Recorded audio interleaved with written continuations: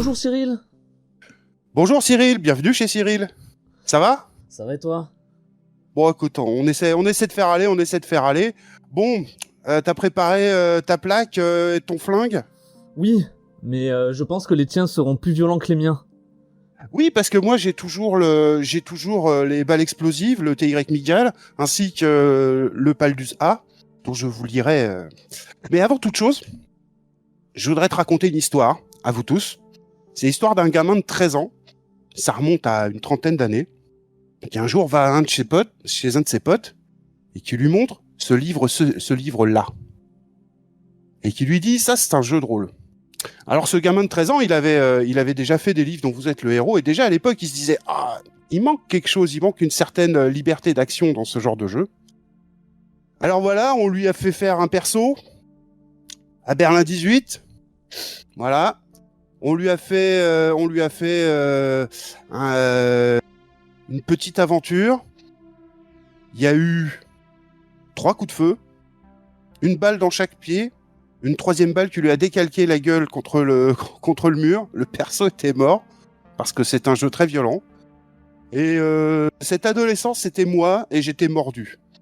Comme quoi, une première aventure de jeu de rôle, même si ça se termine mal, ça peut développer une passion. Et oui, c'est le jeu qui m'a initié, Berlin 18. C'est cette version-là, la seconde édition. Je t'ai mis d'ailleurs la couverture de la première, elle doit être quelque part. Donc voilà, un jeu de flic, le jeu qui m'a initié au jeu de rôle. Sorti chez Cyrose Productions en 1988, et c'est écrit par Éric Bouchot et Nicolas Thierry.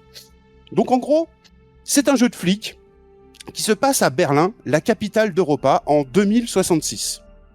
Berlin, c'est devenu une mégapole, le centre de l'Europe, et qui est divisé en 70 secteurs. Et nous sommes dans le secteur 18, le plus criminel, le plus dangereux.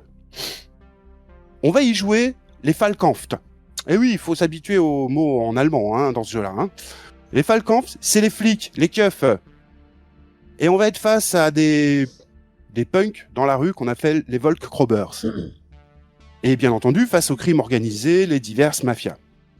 Europa, c'est une grande agglomération. C'est devenu un grand pays qui s'oppose à l'Ursia. Oui, oui, on peut faire un petit lien avec l'actualité en ce moment. Et ces deux grands pays qui s'opposent sont séparés par ce qu'on appelle le No Man's Land, qui est une grande bande de terre qui sert de frontière tout à fait pas du tout naturelle, saturée d'un gaz qu'on appelle le Paldus A, dont je vais vous lire la description pour que vous compreniez un petit peu à quel point ce jeu-ci est dangereux. C'est même du Paldus B.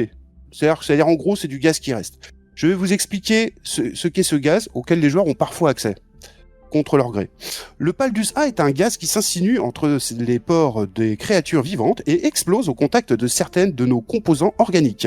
Toute personne se trouvant dans son rayon d'action est irrémédiablement réduite en morceaux de chair éparse. Bonne ambiance, non? Ouais. Qu'est-ce que t'en penses? Ouais. Bon. Et en général, c'est là qu'on punit les gars, quoi. On les envoie au No Man's Land. D'ailleurs, dans une extension qui s'appelle Marksman 1235, on a une petite bande dessinée où tu as un flic qui finit par condamner une jeune racaille à aller vivre au No Man's Land. Mais dans tout ça, il y a quand même le petit paradis qui est l'Australie. Mais pour aller vivre en Australie, faut du fric. En gros, c'est le jeu typique où le MJ peut s'éclater à laisser traîner une mallette pleine de fric qui passe de main en main, parfois dans les mains des PJ, et à se demander si les joueurs vont rendre le pognon à la fin ou s'ils vont mettre fin à leur carrière et se tirer enfin prendre leurs vacances en Australie. Alors, vous pouvez jouer de diverses manières à ce jeu-là. En fait, ce qui est assez formidable, c'est le côté... Il n'y a pas de jauge morale. Déjà, si vous avez envie de jouer un ripou, vous jouez un ripou. Si vous avez envie de jouer un flic réglo qui va aider, qui va s'occuper des jeunes qui sont dans la drogue et tout, vous pouvez. Mais bon, c'est un jeu désespérant. Tu sais, c'était l'époque où on sortait des jeux, où on sortait Stormbringer, on sortait Cyberpunk. De toute façon, tous les jeux qui parlaient du futur nous présentaient un futur moche, quoi. Ouais. Donc, voilà. Bon, évidemment, il y a aussi une célébrité dans ce jeu-là, qui est votre capitaine, le célèbre capitaine Hans Cartibaldi, qui est une espèce de vieux flic bourru qui gueule sur ses hommes. Alors là, faut pas hésiter sur les scènes de roleplay à engueuler vos joueurs, à les menacer d'un truc. Alors la menace qui était dans Marksman 1235, c'était un poète qui s'était tué sur le bord de la route, et on plaçait 2 flics de faction l'hiver à un endroit où il y avait un petit mémorial avec des petites bougies, et les gens venaient poser des fleurs, et les flics devaient dire merci pour lui. Tu vois, par exemple, c'est je vous mets à l'angle là, et puis vous faites les piquets sous la neige. Voilà. Alors, sinon, il y avait les MJ qui se permettaient certaines originalités, par exemple lors des prises d'otages. Les prises d'otages, à partir du moment où on avait le grade d'inspecteur, on pouvait prendre en main une prise d'otage, et le but c'était l'otage doit survivre, quoi qu'il arrive.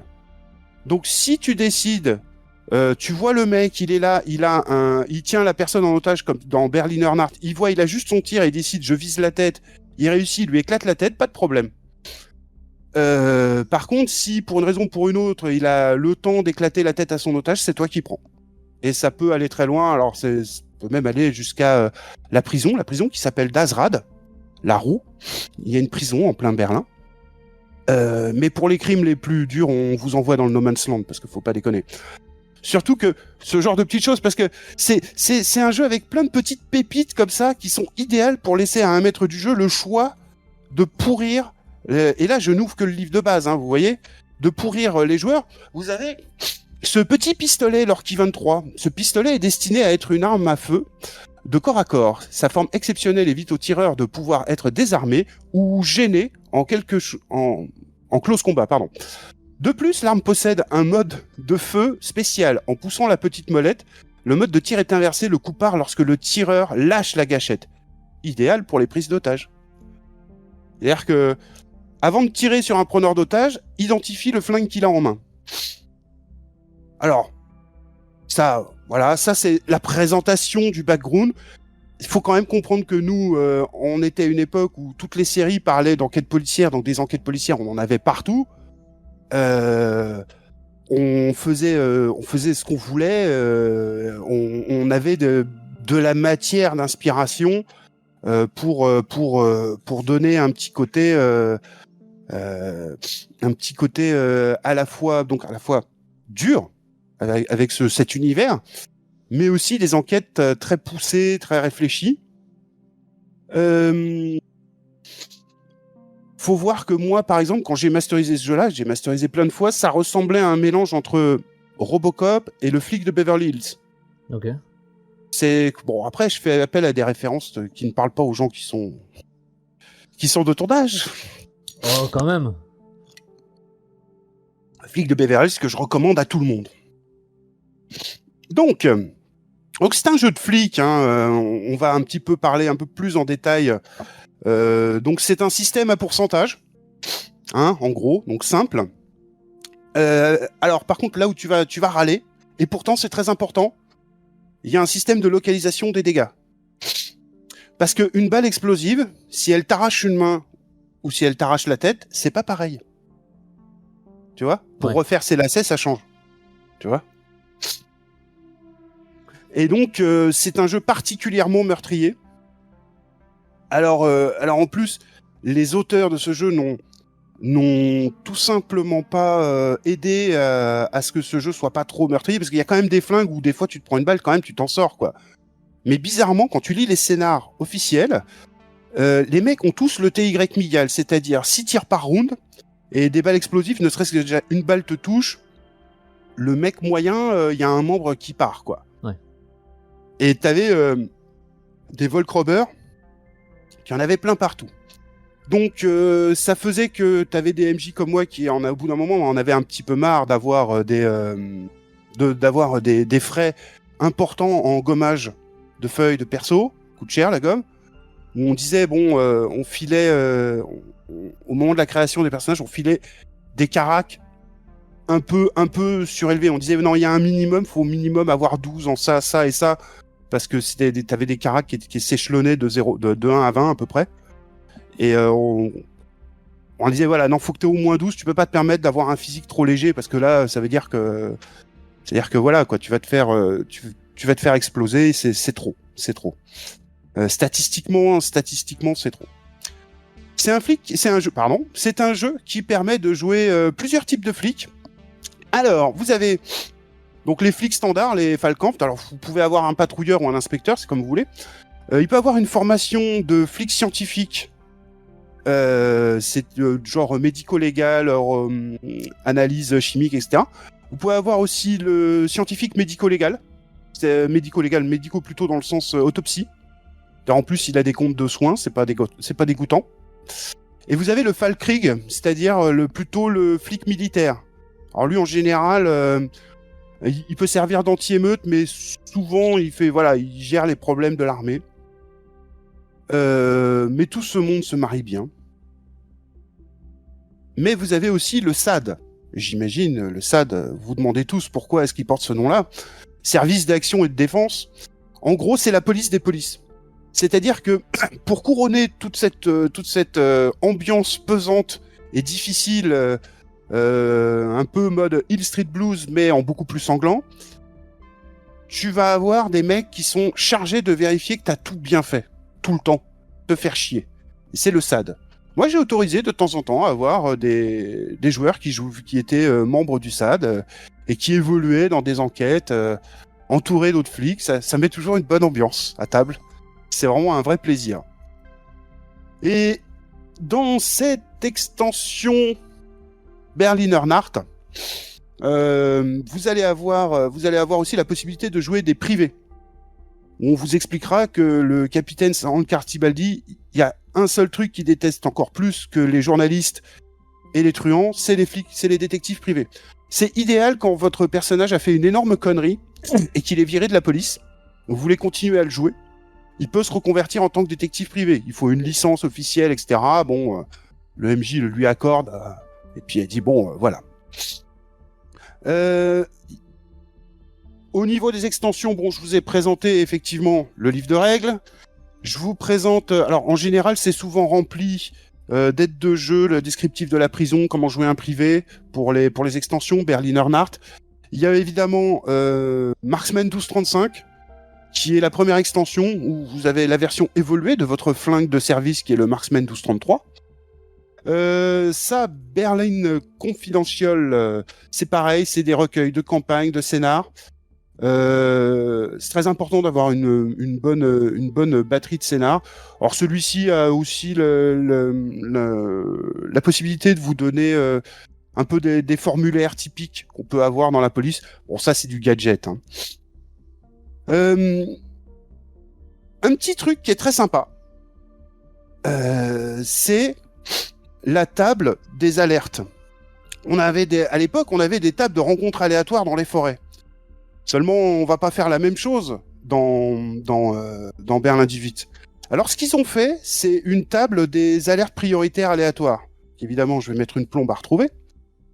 Qui est pas nécessaire. En gros, c'est-à-dire, tu es dans ta bagnole, voilà, la table des événements, la vie quotidienne d'un Falkenhaft. Donc, tu as plusieurs tables et tu as des alertes. Donc, ça peut être des trucs, des voies de fait à la con, ou un type qui s'est évanoui dans la rue. Je sais pas, des conduites d'eau explosent, c'est l'inondation. Nos Falkenhaft reçoivent plusieurs menaces d'un soi-disant tueur de flics sur leur fréquence, etc., etc. C'est pour à la fois habiller votre monde, c'est-à-dire maintenir vos joueurs sous pression, et aussi, de temps en temps, leur changer les idées.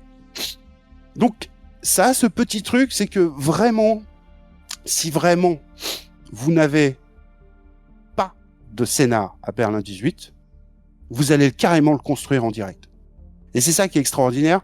C'est-à-dire que vous allez avoir les dossiers sur le bureau de vos joueurs, Ils vont regarder, dire tiens, il y a tel dealer, doit aller s'occuper de tel dealer.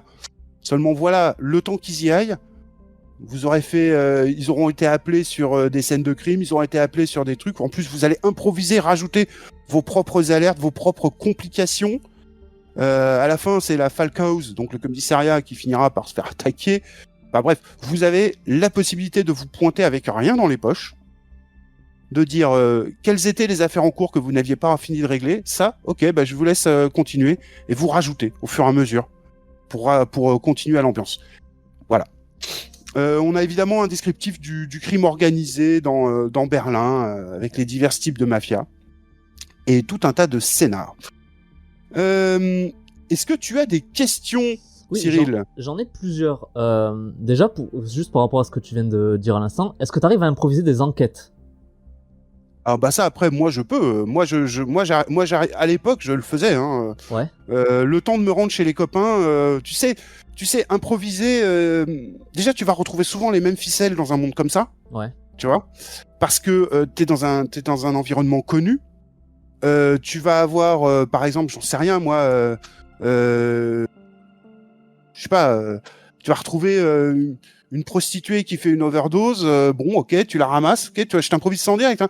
Voilà, tac, et puis tu fais une petite alerte pour occuper les joueurs, puis après il y a le scientifique qui vient les voir et qui leur dit, dis donc, ça fait la 5e dont je retrouve un produit chelou dans ses veines. C'est un peu bizarre, ce serait bien que vous alliez explorer un petit peu essayer de vous renseigner là-dessus, voilà. Et là, les joueurs, ils vont commencer à aller discuter, essayer de se renseigner, de savoir qui est le Mac. Est-ce que c'est toujours le même? Oui, non. Et puis toi, tu vas pondre un truc avec un industriel qui est là en train de se dire, c'est bien, je suis en train d'essayer de faire un test médical pas du tout légal, si possible sur des gens que la société ne regrettera pas. À la fin de l'histoire, tu vas te poser la question de savoir est-ce que le mec est quand même en train d'essayer de trouver un remède face à une maladie qui est quand même pénible, une dégénérescence mentale par exemple, ou tu vois, est-ce qu'il faut l'arrêter? Parce que c'est quand même dégueulasse ce qu'il fait, le laisser faire, l'arrêter plus tard, au risque que sa boîte n'ait plus les financements pour pouvoir se payer pour pouvoir payer la recherche qui pourrait permettre de sauver telle maladie. C'est un peu ma spécialité en tant que MJ, ouais. C'est de foutre toujours les joueurs devant un choix impossible. Ou tout simplement, les joueurs vont aller le voir, écoutez, vous voulez pas qu'on parle? Vous êtes riche. Bah voilà. Ouais, mais ça marche. Et comment tu gères ça si dans la même équipe, t'as un ripou et un flic intègre? Finir par s'entretuer. Hein. Ah ouais? Bah oui. Bon, bah oui. Enfin, tu sais, il faut comprendre que ma génération, on a connu les jeux de rôle où on n'était pas forcément des alliés. Évidemment, ouais. Quand on a été formé à Donjons et Dragons, on croit toujours que on doit faire équipe, on doit être soudés. Tu vois. Et c'est vrai que par exemple, quand je t'avais présenté Scale, je t'avais dit c'est obligatoire. Mais sinon, dans les jeux de rôle, bah voilà, là, si les mecs, là, vous avez quand même tous le même employeur, vous avez tous une plaque de police et tout, c'est un truc qui vous rapproche. Mais voilà, s'il y en a un qui décide de dire moi, j'en ai rien à carrer, ou même autre chose, hein, vous êtes tous des braves gars, sauf qu'il y en a un, il dit celui-là, c'est vraiment qu'une merde, je veux l'arrêter, l'autre qui dit non, parce qu'il va s'en sortir, moi je veux le tuer. Et ça, ce sera la justice. Là, c'est un débat philosophique, quoi. Ouais. Et puis voilà, quoi. Puis alors après, tu dis ouais, ok. Et puis t'attends la prochaine fusillade. Puis tu oublies de couvrir ton copain au moment où il sort se changer de position, tu vois. Ce genre de choses, tu vois. Tu peux avoir. Surtout que le mec qui m'a initié, lui, il avait aussi ce système de jeu qu'il appelait le contre Berlin. Où en gros, à force d'avoir joué à Berlin 18, un jour ils ont eu envie de jouer des criminels qui montent à un super casse. Okay. Donc ils ils créaient des personnages qui étates des criminels, c'était dans le même univers, mais ils voulaient monter un super casse. Ils avaient un certain nombre de moyens mis à leur disposition. Et puis ça se finissait, tu vois, façon Reservoir Dogs, quoi, parce que bon, tout le monde s'en sortait pas. Ouais. Donc oui, tu peux avoir. Ça peut mal finir. Après, ça peut se négocier. Les joueurs peuvent négocier entre eux en disant bon, écoute, je te laisse en prendre une partie, Vic Mackay, et puis moi, j'envoie le reste pour avoir une petite médaille à la fin. Tu vois. Ok. J'aime bien un truc qu'on retrouve aussi dans la version, c'est la hiérarchie. Le fait que t'as toujours des comptes à rendre à quelqu'un. Et que bah, j'imagine du coup, s'il y a des dissensions dans l'équipe, au lieu que ça se fasse en direct, ça peut aussi se faire au bureau, dans ton rapport. Même si je trouve que c'est peut-être pas la chose la plus intéressante à jouer. Je sais pas comment... J'ai jamais eu ça. J'ai jamais eu ça. Franchement, j'ai jamais eu les mecs qui disaient « Ok, je vais faire un rapport sur toi. » Ah non, mais je parle le côté bureaucratie.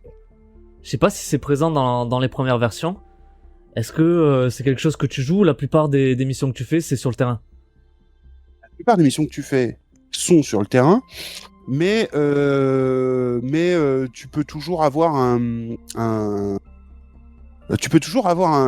ton supérieur qui vient te faire chier parce que au niveau de tes rapports sont en retard. Parce que par exemple, ça fait 3 jours que tu réponds bien aux appels radio, mais t'as pas foutu les pieds à ton bureau. Ouais. Et dis, moi, ça fait 2 jours que je t'ai posé le meurtre de Monsieur Von sur ton bureau et tu t'en es pas occupé en fait. Ah ben je savais pas. Bah ouais, parce que ce serait peut-être bien. Bon alors, évidemment, faut le jouer en gueulant sur le mec là, en gueulant sur le mec. En expliquant que le capitaine Cartibaldi, qui en est à sa 36e tasse de café, tu vois, le regarde mais ça avec son reste... regard de gros dur. Ça reste une accroche de scénar. Non, ou ça peut être une péripétie, tu sais, une petite péripétie de scénar. C'est-à-dire que t'as déjà une grosse enquête. Le capitaine lui a rajouté un truc parce que on manque d'effectifs toujours, tu vois. Ouais. Le capitaine lui a rajouté un truc. Le joueur, enfin le PJ va au commissariat, à la Falcos, parce que tout simplement il a plus de munitions, par exemple. Ouais. T'as le fusil à pompe dans la caisse, mais c'est bien, mais les balles tu les as toutes tirées. Oui, parce que moi à l'époque j'étais un MJ déjà vicieux, je comptais les balles pour mes joueurs. Tu les comptes encore? C'est-à-dire que je fais beaucoup plus de mètres fan, donc mais je compte les munitions quand ça tire à flèche, ouais. C'est-à-dire si t'as oui, je peux être chiant aussi, tu fais de l'escalade, ça se passe pas bien, tu fais de l'acrobatie, bah ton carquois il commence à se vider aussi par terre, enfin tu vois, des trucs comme ça. Mais effectivement, j'ai eu le mec, j'ai 6 balles dans mon chargeur au 7e round, il fait son jet et je lui dis bah tu entends clic, y a plus de balles. Et le mec il fait merde. Tu vois, ça fait partie de ton taf de compter les balles. En général, ils se font avoir 1 fois, 2 fois, puis après ils font gaffe, quoi. Ou souvent ils ont un deuxième calibre derrière, tu vois, t'as le calibre de fonction, puis derrière t'as le calibre que t'as récupéré sur un mec, tu vois. Bon, mais tu dis ouais, mais là j'en ai besoin. Autre question que j'avais, tu parlais, j'ai oublié le nom, de l'équivalent de la police des polices. Le SAD. Le SAD. Et tu disais que t'autorisais d'en avoir un parfois à table. Ouais, ou même parce que si tu veux, des fois, quand t'as fait 10 parties où t'as emmerdé tes joueurs avec des mecs du SAD qui les interrompt au pire moment et qui leur dit vous, je vous veux dans mon bureau, sinon votre plaque elle est à moi, parce que t'as fait une intervention où t'as quand même fait trop de dégâts par rapport à la ville. Et que bon, certes t'as arrêté les truands, mais enfin bon, quand même on a chiffré les réparations que tu nous dois tant, et c'est arrivé il y a 2 scénars, tu vois. Bon bah ouais, c'est des mecs un peu casse-couilles, et puis c'est des mecs qui sont aussi des flics, ou qui peuvent se pointer, si tu dégaines ils vont peut-être dégainer plus vite que toi, tu vois. Il peut y avoir des trucs. Ça veut dire que le joueur qui joue un SAD, il doit, je parle bien du joueur, il doit connaître les procédures. Oui, enfin, connaître les procédures, on va pas jusque-là. Franchement, on se complique pas la vie, il n'y a pas un descriptif hyper complet des procédures.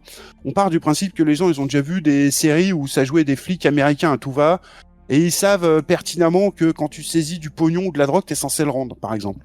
Ok, oui. Tu vois ? Ouais. Et moi, j'ai lu dans la déclaration du mec, il a dit qu'il y avait 3 kilos, et à la fin, dans les CD, j'ai vu que 2 kilos. Il s'est passé quoi ? Tu vois ? Ah, mais c'est pour payer des indiques et tout. Je fais, ouais, ils sont gourmands, vos indiques.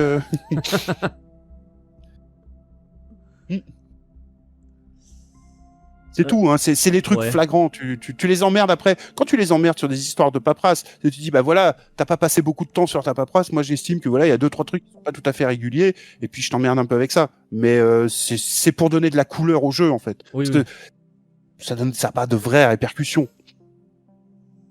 Voilà. Du coup, je vais te parler rapidement, moi, de la version que j'ai lue, qui, alors, si je dis pas de bêtises, ça doit être la V4.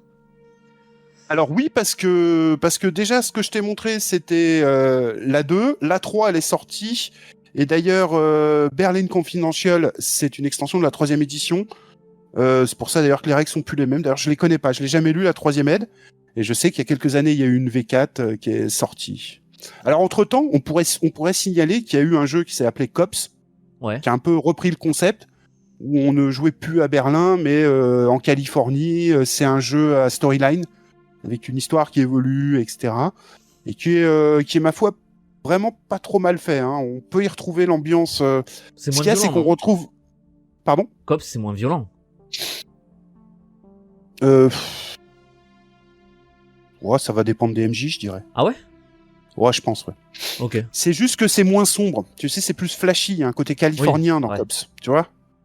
Là, c'est Berlin. Il y a du brouillard régulièrement, oui, parce que la pollution, je t'en ai pas parlé, mais bon, voilà, quoi. Donc, c'est le package de texture de ton environnement n'est pas le même. Ouais. Voilà. Et du coup, pour la V4, alors les quelques différences que j'ai notées par rapport à ce que toi tu m'as dit, bon déjà, ça se passe en 2090. Toi tu m'as dit c'était en 2066. Exactement. Bon, bon, du coup, je sais pas trop ce que ça change vu que j'ai pas lu les premières versions. J'imagine que vous n'avez plus Hans Cartibaldi comme capitaine. Et c'est terrible. Et du coup, il y a eu deux versions de cette V4. Il y a une version Fate et une version PBTA. La seule chose qui change du coup dans ces versions, c'est le système. Tout le reste est ok, mais le problème c'est que le système, ça prend beaucoup de place dans le bouquin. Pour te dire, le lore, ça prend 22 pages sur 170. Alors que je trouve que le lore de Berlin 18, en tout cas comme tu m'en parles, ça a l'air ultra intéressant. Après, dans le bouquin, il y a des scénars qui permettent un peu d'étoffer le truc, mais le lore de base, il est très très court, quoi. Alors écoute, je vais te répondre pour la 2e édition. Tu as 15 pages de règles sur 79 pages qui contient aussi 2 scénars. Voilà, et tu as 15 pages de background. Après, le reste, c'est du scénar. Ok. Voilà. C'était la 2e aide. Et du coup, je voulais revenir du coup sur l'ambiance. On va rester sur le bouquin par rapport aux illustrations dont on parlait tout à l'heure.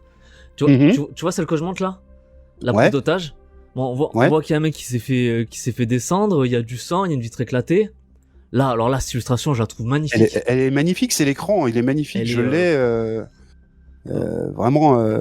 Tu vois d'ailleurs l'ambiance, tu vois le package de textures, quoi. Tu vois, tu vois, c'est briques, c'est gris, le ciel, tu vois pas le soleil. Là, t'es à Berlin, quoi. Effectivement, Cops en Californie, c'est plus flashy. C'est une autre ambiance qu'on peut aimer, hein. C'est aussi, tu décris les jolies filles en roller, en bikini sur la plage, tu vois, les trucs. Là, c'est un peu, ici, c'est plus trash, quoi. Ouais. Bon, là, ça parle d'elle-même, mais je voulais surtout te montrer. Alors, c'était ça là. Il y a une arrestation où on voit il y a un flic qui met carrément le canon d'un flingue dans la bouche d'un punk. Ouais. Et moi, je vais te montrer l'illustration la plus violente que j'ai eue dans le bouquin de la V4. C'est celle-là. Bon. Tu vois comment ça a été vachement aseptisé. Exactement. Et je trouve ça ultra dommage. Ouais. Parce que c'est aussi un truc qu'on se rend compte aussi dans les règles. C'est ils mettent pas les mots sur des choses. Tu vois ce que je veux dire? Par exemple, je vais te montrer. Bon, t'as toujours le système de manœuvre typique des PBTA. Alors attends, je vais tu vois, typiquement, je suis pas sûr qu'il y ait le terme tabasser dans le jeu. Bon. Ah, attends. Ah non, autant pour moi.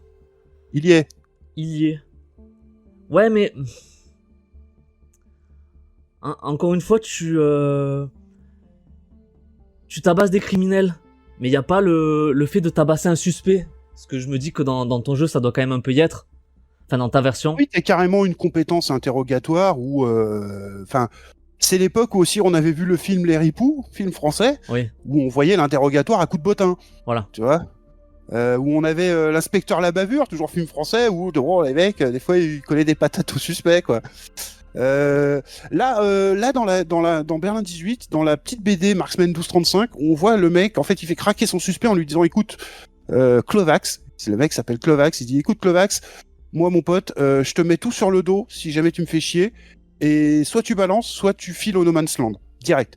Et là, le mec craque, il dit, non, c'est bon, pas le No Man's Land, je vais balancer, c'est Don Carmine qui a fait ça, etc. C'est lui qui a tué et tout. Voilà. Il y a le côté interrogatoire. Quand tu réussis un bon jet en interrogatoire, c'est aussi le côté tu l'as fait craquer dans les règles.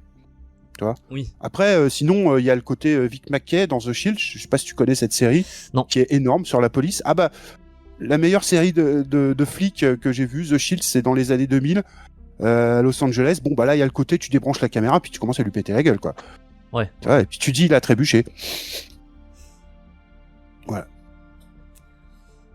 Et là le SAD peut te tomber dessus, tu vois, pour un truc comme ça. Ah oui, d'accord. Tu vois, bah oui. C'est-à-dire toi t'as besoin de l'info. Le mec craque pas parce que c'est un dur, tu commences à lui péter la gueule. Et le SAD finit par t'appeler au mauvais moment pour te dire ça fait 3 fois ce mois-ci. Va falloir qu'on parle. Vous allez me faire une évaluation psychologique. Oui, c'est moi qui... Et vous avez intérêt à être là, hein. Sinon, c'est menottes au poignet que vous la faites, votre évaluation. Tu vois Ouais. C'est chiant. Après, un truc que je pense va te satisfaire dans ce que j'ai dit, dans ce que je vais dire, c'est que je trouve que le système PBTA marche pas pour ça. Non. Je suis satisfait, mais vas-y, développe, j'aimerais savoir pourquoi. Parce que je trouve que pour ce genre d'univers, alors je sais pas pourquoi, mais peut-être parce que pour une enquête policière ou quoi, je pense que le maître de jeu doit avoir le mince, Le plein contrôle. les pleins pouvoirs, voilà, sur la narration. En gros, le maître du jeu doit être un maître du jeu. Oui, c'est ça. Je trouve que pour un univers sombre, violent et enfin comme celui-là, le narrativisme ça a pas sa place. Alors que The Sprawl, ça peut être quand même assez violent. Mais je trouve que dans The Sprawl, ça marche, mais là pas vraiment. Et je pense que c'est surtout au niveau des enquêtes que je trouve que le système colle pas. Par exemple, t'as une manœuvre, c'est... alors, je vais te la retrouver, c'est interroger un suspect. En fait, je te rappelle, le PBTA, c'est tu jettes 2d6, plus tes caracs. Un 6- c'est un échec, un 7-9, c'est mitigé, un 10+, c'est réussi. Donc là, sur interroger un suspect, sur un 10+, tu réussis. Sur un 7-9, t'y arrives pas, mais tu trouves un truc qui va te permettre de réussir plus tard.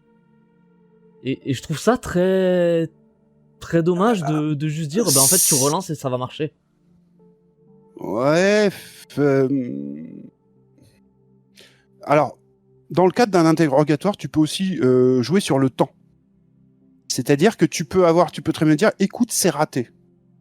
Tu le remets en cellule, parce que t'as pas envie de lui casser la gueule, parce que le SAD est dans la pièce, parce que tout ce que tu veux, parce qu'il y a son avocat, par exemple, qui est là. Ouais. Et tu te dis, j'ai le droit de le garder un peu plus. Donc tu vas continuer ton enquête, tu vas revenir avec de nouveaux éléments, et tu pourras refaire un jet. Et puis le mec, au fur et à mesure, mentalement, il va se fatiguer, plutôt sur la longueur que sur la menace directe, tu vois. Et l'interrogatoire, c'est ça, quoi. C'est presque une séance de torture, un interrogatoire. C'est une mini séance de torture. Et les séances de torture, en fait, c'est la privation de sommeil qui va te faire craquer plus qu'autre chose, par exemple. Ouais. Tu vois ce que je veux dire? Alors oui, aussi, bon, et tournevis dans les genoux aussi, oui, je suis bien d'accord. Mais bon, oui, mais non, on va pas, voilà. Mais c'est pas déconnant dans le cadre d'un interrogatoire de dire que tu auras le droit plus tard à un autre jet de dés parce que le type n'est plus dans le même état d'esprit. Surtout si tu rapportes des éléments du style, on a retrouvé dans les poubelles de ton immeuble une chemise avec du sang dessus et c'est le sang de la victime. On n'a plus qu'à essayer de le relier à ton ADN, voire même tu le bluffes. Tu dis, on a retrouvé ton ADN sur cette chemise, donc on sait que c'est toi, on sait que tu y es lié. Alors maintenant, tu plaides coupable, tu fais ce que tu veux. Et là, le mec va te dire non, non, c'est ma chemise, mais j'ai retrouvé le corps, il s'est passé ça, ça. Il va te raconter des trucs, tu vois. Mais un MJ peut dire ok, je te donne un deuxième jet en interrogatoire avec un bonus parce que là le mec est un peu plus fatigué parce que tu l'as mis en cellule avec des mecs qui dévorent les gens, tu vois, en gros, hein. Ouais. Voilà, avec des types ultra dangereux et du coup il a pas vraiment pu dormir. Toi t'arrives le lendemain avec de nouveaux éléments, tu l'accables un peu plus, tu peux filer un bon petit plus 30% à ton jet d'interrogatoire, quoi. C'est pas déconnant. Maintenant, c'est oui. De toute façon, moi, ce qui me gêne toujours avec le narrativisme, c'est qu'il est imposé. C'est surtout tout ça, quoi. C'est le côté, voilà.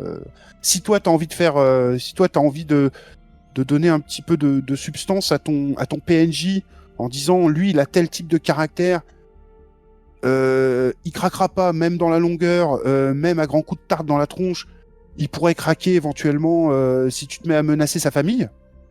Parce que voilà, lui c'est un gros dur, c'est un vrai, voilà. Ou au contraire, c'est un jeune comptable, tu vois, le mec, il a toujours vécu dans un truc Oui. assez safe et tout. T'as pas besoin de jet de dés, il va parler tout de suite en fait. Dès que tu vas faire les gros yeux, une petite scène de roleplay, allez, il craque, pas de jet de dés, tu vois.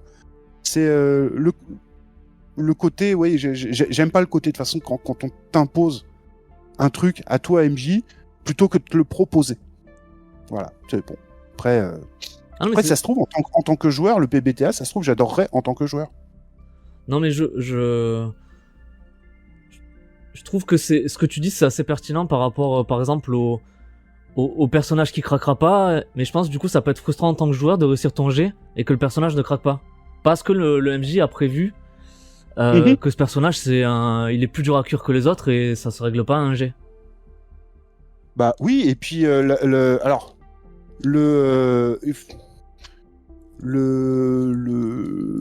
si tu présentes bien ton PNJ, t'es pas soumis à ce problème-là. Tu vois? C'est-à-dire si le mec il sait ah ouais non mais lui il va pas craquer au bout de 5 minutes, hein. Lui même à coup de bourre-pif, tu vois, genre le type qui a grandi dans la rue, qui est boxeur, tu lui dis je vais t'éclater la tête à coups de poing. Je dis mais moi des coups de poing je m'en prends tous les jours, je suis boxeur. Tu vois? Alors oui d'accord, d'habitude il y a les gants. Mais honnêtement, tu vas me mettre KO, je vais me relever. Mon os de nez, il a été enlevé tellement je me le suis cassé. Bon, bah ouais, ok. Mes dents, c'est même pas les vrais. On fait quoi? Ah ouais, tu peux tomber sur... Alors après, tu leur en mets pas tous les jours des comme ça, hein. Oui, bien Tu sûr. vois, mais ce sont des choses qui peuvent arriver. Et c'est bien parce que ça change un peu. T'es obligé de te dire, merde, j'aurais pas mes infos dues à l'interrogatoire. Ou alors, il va falloir que je ruse. Donc tu dis, bah oui, on va changer un peu. On va faire les choses un peu mieux. Ou tout simplement, le type a beaucoup plus peur de ce qui pourrait lui arriver s'il parlait. Un cas beaucoup plus classique. Oui. Il dit, oui, il bosse pour des types, enfin, il a rendu service à des types. Voilà, mais c'est des types ultra dangereux qui dissolvent les gens vivants comme ça parce que c'est des gens bizarres. Ouais, d'accord, ok, non, mais vas-y, casse-moi la gueule, envoie-moi en prison, y a pas de problème, je prends. Je veux pas me faire tuer quand je rentre chez moi. Et c'est à toi de trouver une autre solution. Évidemment, il faut que le MJ soit prêt à montrer la solution. Oui, Il n'y a rien de pire d'expliquer au joueur, en fin de scénar, quand il a raté, de lui dire, il te pose la question, ouais, mais du coup, comment on aurait dû faire? Si t'as rien à lui répondre, c'est qu'il y a un problème. Tu dois lui dire, écoute, vous auriez pu aller voir si, vous auriez pu vous intéresser à ça, vous auriez pu manœuvrer plutôt comme ça. Faut leur faire des propositions qui puissent se dire, oui, il y avait quand même une solution, il se trouve que je l'ai pas vu, ça arrive. Tu sais, même moi, même quand t'as 30 ans de jeu de rôle, des fois tu fais un scénar, bah, tu le rates parce que t'as pas pensé aux bons trucs, t'as pas pensé aux bonnes choses. C'est pas dramatique, hein. La vie de ton perso continue, surtout à Berlin 18. Des fois, les enquêtes, tu les résous pas. Ça reste des dossiers. Tu vois? Et j'ai une autre question, du coup, tu vas pouvoir peut-être m'y répondre. Je pense que la problématique se pose dans les deux éditions. Autant sur le terrain, c'est l'équipe qui joue, autant quand t'es au bureau, par exemple, ça parle de dossier, ça parle d'interroger un suspect. Les autres, ils font quoi en attendant? Eh ben écoute, de toute façon, déjà, interrogatoire, ça peut se faire à plusieurs, il n'y a pas de problème avec ça. Et je crois que tu as une image de Falkhouse où ils sont tous en open space que je t'avais envoyé. Celle-là. Ah. Tu vois, regarde. Ton bureau, c'est ça. Ouais, tout le monde est un peu dans la même pièce, en fait, hein. tu vois sur la droite, tu vois le type avec les lunettes, ça doit être la scientifique, tu vois, il doit être en train de faire un truc informatique. T'as des patrouilleurs dans le fond, dont un qui, je sais pas ce qu'il fait avec son gros flingue. Voilà, hein, c'est des, tu peux rester en équipe pour ça. Hein. Après, tu peux te la jouer gentil flic et méchant flic si tu veux. Tu peux faire ce truc-là. T'en envoies un d'abord, qui met la pression, l'autre qui revient après, qui propose une clope, tu vois. Comme ça. Dans la première édition, t'as des genres d'augmentation à la Robocop? Alors, il y en avait pas. Il y en avait pas, il y avait des prothèses, enfin, il y a rien, quoi. Il y a rien, en fait. Hein. Si tu te fais arracher la main, bah, tu dis, on te fout une prothèse, et puis bon. Et comme c'était l'époque où quand t'avais un bouquin de jeu de rôle, bah, tu le customisais tout le temps. Tu rajoutais des trucs. Et comme moi, j'avais adoré Robocop, j'avais vraiment rajouté la possibilité de se faire un membre. Enfin, quand tu te faisais arracher la main, tu te faisais un petit truc cyber, et éventuellement, tu pouvais rajouter une espèce de plaquage blindé pour avoir une meilleure résistance. Ouais. Ça n'est pas dans les règles, c'est des trucs que j'ai rajoutés. Mais bon, ça prend 5 minutes. Hein. C'est tout. Hein. La seconde édition est facilement personnalisable? Bah oui, parce que tu as un système de pourcentage, tu as ton système de localisation, donc ce qui fait que en fonction de ce que tu portes, tu vas plus ou moins arrêter les dégâts. Ouais. Et quand tu prends trop de dégâts localisés au même moment, ben ça fait que ton membre est arraché. Bon bah si c'est ta tête, c'est fini. Hein. Tu as et en utilisant ça, tu peux très bien dire bon bah voilà, sur ta prothèse, tu rajoutes parce que du coup ta protection est localisée aussi. Si t'as un gilet pare-balles, c'est-à-dire qu'au niveau du thorax, t'as une grosse protection et qui va être beaucoup plus importante que la protection que tu vas avoir sur les bras qui ne portent que du cuir, un blouson de cuir. Tu vois ? Et bah rien ne t'empêche de dire ok bah tu sais quoi, l'avant-bras gauche qui t'a été arraché la dernière fois. Eh ben écoute, maintenant tu as payé des plaques de blindage et la protection c'est de temps. Elle est bien supérieure même à un gilet pare-balles. Si t'as envie, tu peux, hein, tu customises. Moi honnêtement, quand je n'avais que le livre de règles, que ce bouquin-là, on pouvait pas jouer des gens du SAD ni de détectives privés. Ouais. Eh ben tu rajoutes, hein. Moi, je me rappelle, j'avais fait un tri dans les compétences pour faire le package des compétences de mecs du SAD. Et puis voilà, quoi. Tu customises, hein. Moi, à l'époque, on rajoutait surtout de l'équipement, quoi. Si on arrivait à trouver une image d'un joli flingue, on le rajoutait, on lui donnait des capas, ça changeait un peu, quoi. Ouais. Tu vois ? Parce qu'on était comme ça. Niveau des localisations, t'as quoi comme choix ?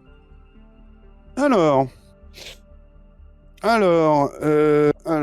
tu as sur un des 20, tu as la tête, le haut du torse, le bas du ventre. Tu as le bras, l'avant-bras de chaque côté, la cuisse, la jambe. Et ça se tire sur un des 20. De 1 à 3, c'est la tête. Donc de 1 à 3, c'est la mort. Quasiment. Pourquoi ? Parce que chaque fois qu'on tire sur là où tu as les dégâts, tu as un chiffre d'impact qui va être multiplicateur par rapport aux dégâts généraux. Ouais. C'est contrairement à ce qu'on croit, ça va être très fluide. Hein. Ça va être très fluide. Hein. Les règles de combat. Ouais, c'est ça. Ça c'est voilà. Les règles de combat. C'est juste cette page-là. Hein. Ok. Ça va très vite. Hein. T'as la localisation là. Après c'est le FA, c'est-à-dire la force de l'arme.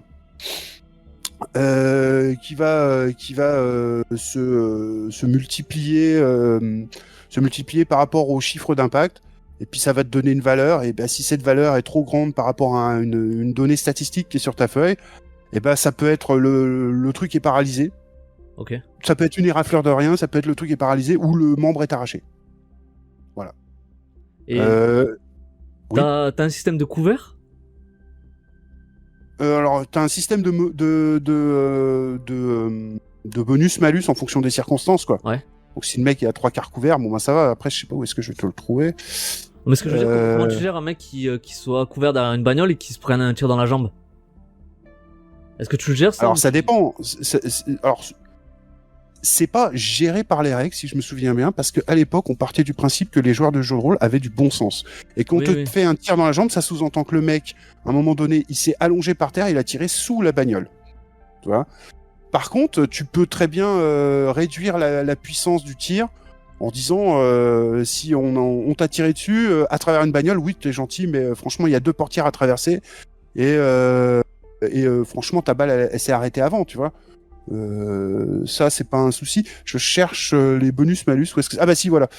Alors, cible immobile, plus 5, cible marchand, moins 5, courant bondissant, moins 10%, cible cachée aux 3/4, moins 50% à ton tir. Ok. Voilà. Oui, donc, ça va, bon. c'est pas trop lourd, quoi. C'est, voilà, tu peux te planquer si t'as fait un joli décor, t'as dit, ouais, ok, je me fous derrière la bagnole. Oui, tu peux te prendre du cover, y a pas de souci. Ah, j'ai regardé, je les ai la seconde édition. Tu l'as ? En scan, ouais. Ah bah c'est cool. Moi, il me manquait Marksman 1235, l'extension, que j'avais... À l'époque, on faisait des photocopies, faut pas le dire. Ouais. Faut pas le dire. Parce qu'on était ados, on n'avait pas de sous. Et tu l'as ? Et oui, je l'ai, mais là, je l'ai trouvé en PDF. Ouais, mais j'en fais plus depuis des années du Berlin 18. Hein, ah ouais. Donc, oui, bah, je peux pas tout faire. Oui, c'est sûr. Et le problème, en fait, et je pense que ça explique aussi pourquoi la version nouvelle est aseptisée, c'est que, et ça, je le comprends, le côté, tu fais un perso, il se fait buter tous les 2 scénars, au bout d'un moment, t'en as marre. Si t'as envie de construire sur... Alors toi, t'aimes les one-shots, d'accord, mais c'est pas le cas de tout le monde. Le truc, c'est que il peut être... le monde peut être ultra violent, mais sans forcément être mortel pour tes PJ. C'est juste que là, à la lecture, le monde a l'air ok, quoi. Plus cool. Ouais. D'accord. Bah, enfin, écoute, ok par rapport à ce que j'attendais, mais... Bah écoute, peut-être qu'en 2066, mes PJ, ils ont tellement bien fait le ménage que maintenant, Berlin, ben, c'est plus safe. Voilà. Faut penser à tous ces PJ qui sont morts en accomplissant leurs devoirs. Parce que là, tu vois, en fait comme t'en parles surtout de la seconde édition, pour moi, c'est... ce qui m'intéresse, c'est comme jouer à un univers cyberpunk sans tout ce dont j'en ai rien à faire de cyberpunk. Ouais. C'est-à-dire les augmentations, voilà, les augmentations, y a pas la matrice, technologie par exemple. 30, voilà. Ça, où je m'en fiche. Et si t'enlèves ça, j'ai l'impression que c'est du Berlin 18 en 2090. C'est sombre, il fait tout le temps nuit à cause de la... Moi, j'imagine qu'il pourrait faire tout le temps nuit à cause de la pollution. Oui, quasiment.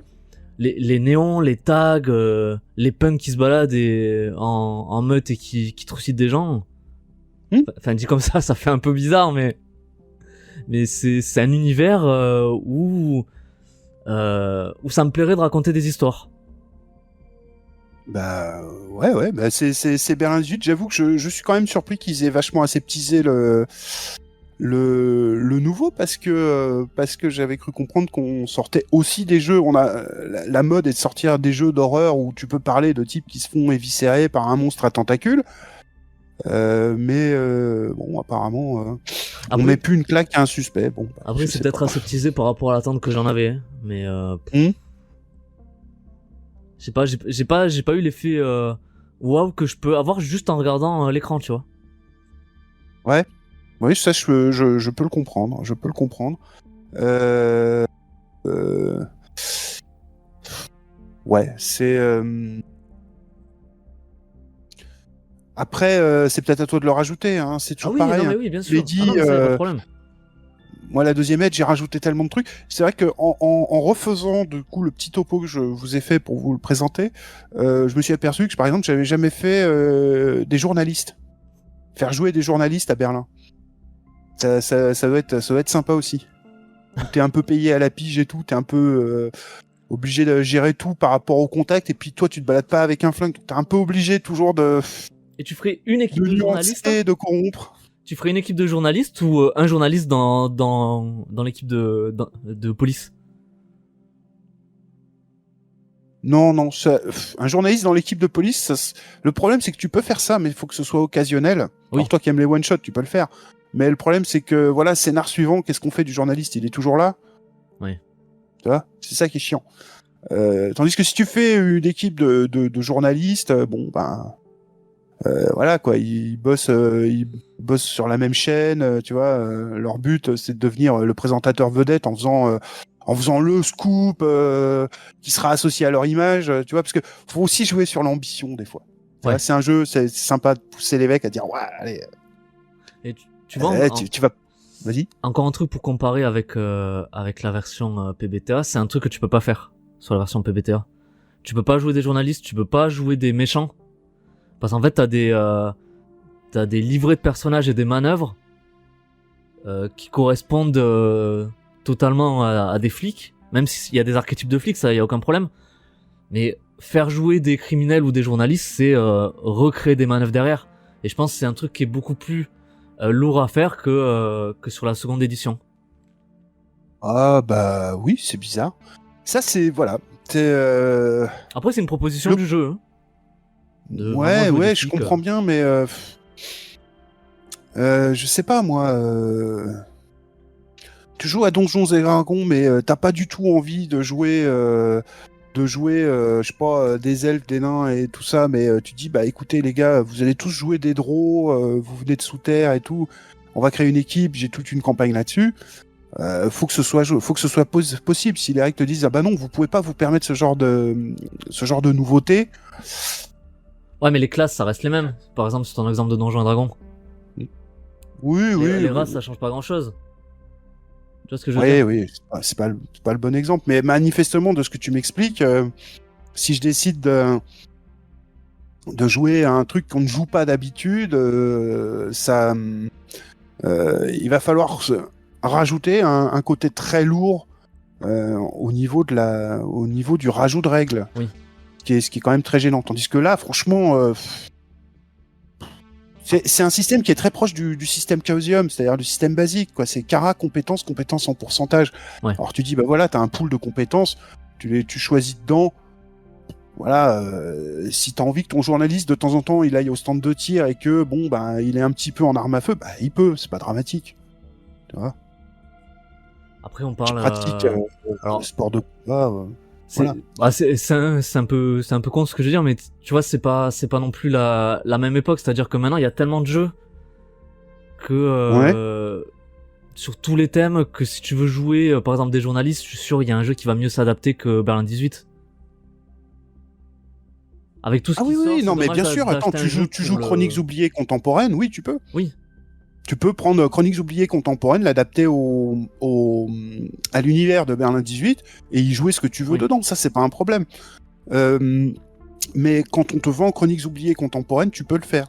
Ouais. Parce que là, apparemment, quand on te vend le nouveau Berlin 18, c'est la croix et la bannière pour le faire.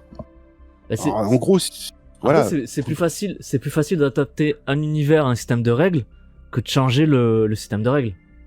Bah écoute, ça l'est maintenant, mais à l'époque, ça l'était pas. Ouais. On pouvait faire ce qu'on voulait. Je te dis, le mec qui m'a initié au jeu de rôle, il me disait, je crois que c'est quelques mois après, quand on a reparlé de la partie, il m'a dit, mais nous, de toute façon, on ne joue plus de flics. On fait des contre-Berlin, on joue des criminels qui montent un super braquage. Tu vois. Bon, ben voilà. Les mecs, c'était leur kiff, ils faisaient ça, et ça leur a pas posé de problème. Ils ont vu juste ce bouquin-là, dont il doit y encore y avoir le prix, merci Cyrose, 134 francs. Je vous laisse faire la conversion. C'est 20 balles. Voilà, c'est 20 balles. Et tu fais un peu ce que tu veux. Faut pas. Le jeu de rôle, c'est un loisir où on crée, quoi. Oui. Donc, il faut pas hésiter à se dire de temps en temps, tiens, je vais faire ça. Par contre, faut prévenir ses joueurs. Ça, c'est un truc. Faut jamais dire, je me permets une originalité, mais je l'impose aux joueurs. Faut pas dire, je vais vous faire du Berlin 18, puis à la fin, ça ressemble pas du tout à ça. C'est tout. Faut être clair et net avec ce que ta proposition de jeu envers tes joueurs. C'est tout. Pour éviter les mauvais retours, quoi. Tu te pointes, tu t'assois, tu veux jouer à un tel jeu, et puis tu t'aperçois que ça ressemble pas du tout au jeu parce que tu le connais, ce jeu-là. Tu te dis, bah, on m'a menti, quoi. L'image que je m'avais fait en venant jouer, je sais pas, moi, au Secret de la 7ème mer, je pensais jouer D'Artagnan ou Pirates des Caraïbes, tu vois. Et puis à la fin, je me retrouve à jouer un truc hyper dark qui colle pas du tout avec l'esprit panache que peut avoir Seven Sea. Ah ouais, là tu dis il y a un problème, tu vois. Donc En tout cas, je vois que même si on parle d'un seul jeu, c'est pas plus court. ouais, je suis désolé. Ah non, mais le truc, c'est que mais t'as pas du tout à t'excuser. Enfin, je trouve ça passionnant de t'écouter parler, surtout d'un jeu que t'as l'air de beaucoup aimer. Enfin, avec lequel t'as commencé, du coup, je comprends. Mais et du coup, je me C'est dis... pas le premier que j'ai maîtrisé parce que j'avais pas les règles. Ouais. Mais après, quand je l'ai eu, j'en ai proposé aux copains et on en a usé de la gomme à tuer les persos. Hein. Et du coup, je me dis, heureusement que j'ai pas présenté autre chose. Bah ouais, mais à la limite, t'as peut-être encore d'autres choses à nous dire. Par exemple, tu me dis PBTA, t'as des regrets, mais Fate, avec le système Fate, tu t'en as pensé quoi?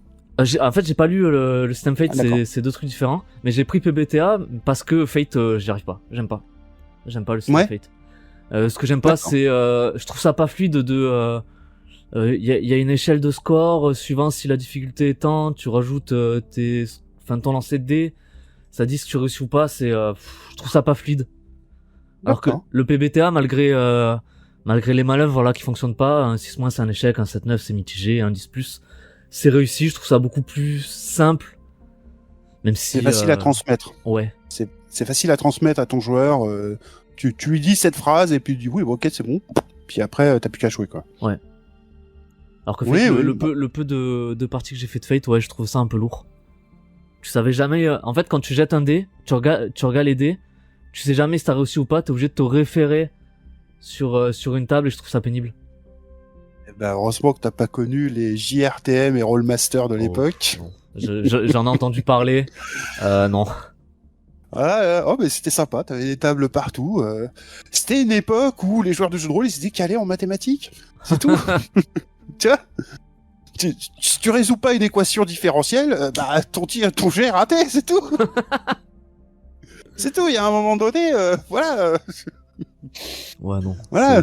Très, très peu pour moi. Oui, c'était trop. Après, moi je regrette ce que tu me dis, qu'il y ait très peu d'éléments de background en fait.